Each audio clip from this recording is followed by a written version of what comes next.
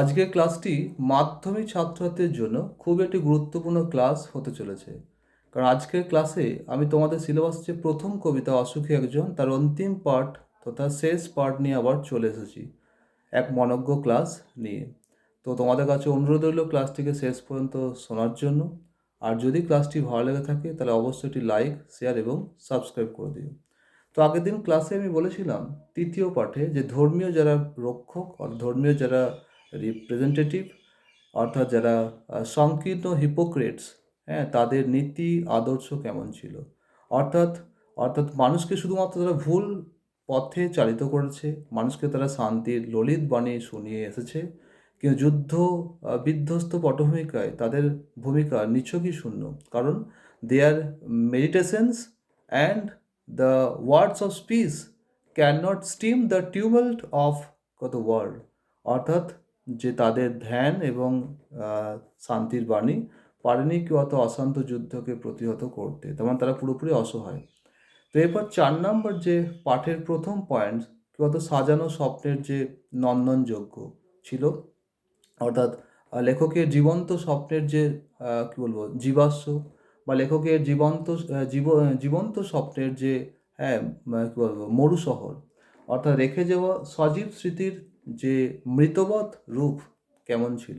তো আগে আমি তোমাদের বই থেকে উল্লেখ করছি কী ছিল। সেই মিষ্টি বাড়ি, সেই বারান্দা যেখানে আমি ঝুলন্ত বিছানায় ঘুমিয়েছিলাম, গোলাপি গাছ, চুয়ানো করতলের মতো পাতা, চিমনি, প্রাচীন জল তরঙ্গ সব চূর্ণ হয়ে গেল, জ্বলে গেল আগুনে। তার মানে কি, যে প্রথমেই বললাম লেখকের সজীব স্মৃতির বিনাশকাল, হ্যাঁ, রচিত হয় এই যুদ্ধমলিন আবহের সৌজন্যে। তো এখানে গোলাপি গাছের প্রসঙ্গ কেন এনেছেন আমরা জানি। The pink plant evokes the pink plant evokes মানে উজ্জীবিত, হ্যাঁ, কি উজ্জীবিত, the sense of nature's effortless non violent and simplicity. আসলে গোলাপি গাছ, হ্যাঁ, প্রকৃতির অনাবিল অহিংস সরলতার একটা সুযোগ আনে। এছাড়াও কত উই ক্যান সে দ্যাট আমরা এটাও বলতে পারি যে the pink plant is the symbol of এখানে কি, এখানে জেন্টল কত লাভ অর্থাৎ স্নিগ্ধ ভালোবাসারও প্রতীক।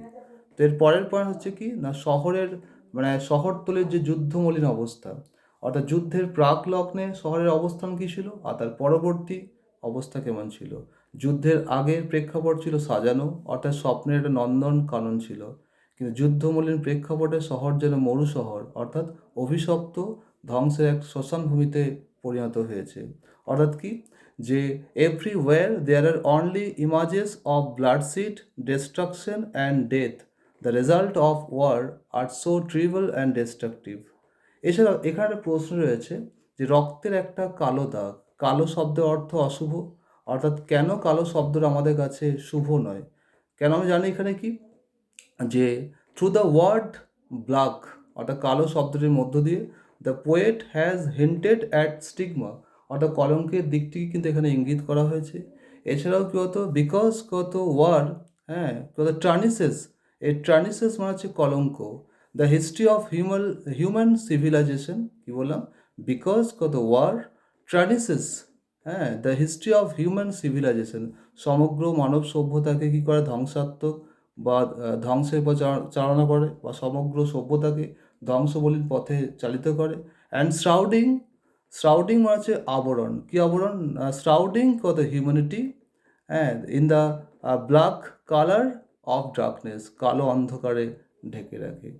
অর্থাৎ কি, এই সব কিছুর মাঝেও বা সব কিছুকে সয়েও যে অন্তিম যে পয়েন্টস, অর্থাৎ প্রেম প্রীতি মানবতার জয়, অর্থাৎ চিরজীবী ভালোবাসার যে অবিনশ্বর মুহূর্ত, সত্যি এই কবিতাকে একটা আলাদা রূপ দিয়ে গেছে, যেটা জীবনে একটা ইন্সপায়ার, জীবনে একটা প্রতীক বলা যেতে পারে, যে যুদ্ধও পারেনি মানবতার মৃত্যুকে নিশ্চিত করতে, যুদ্ধও পারেনি মানবতার বিপর্যয়ের লয় ক্ষয় নিশ্চিত করতে, অর্থাৎ যুদ্ধকে এখানে হার মানিয়েছে চিরন্তন ভালোবাসা। অর্থাৎ কি, যে হাওয়েভার কি হতে পারে, life, humanity and the love of the heart, হ্যাঁ, কি বললাম এখানে, however life, humanity and love of the heart, হ্যাঁ, and the love of the heart, হ্যাঁ, can not completely wiped out, অর্থাৎ মানবতা, হ্যাঁ, এখানে দেওয়া আছে লাইফ জীবন, and the love of the heart, হ্যাঁ, can not completely wiped out,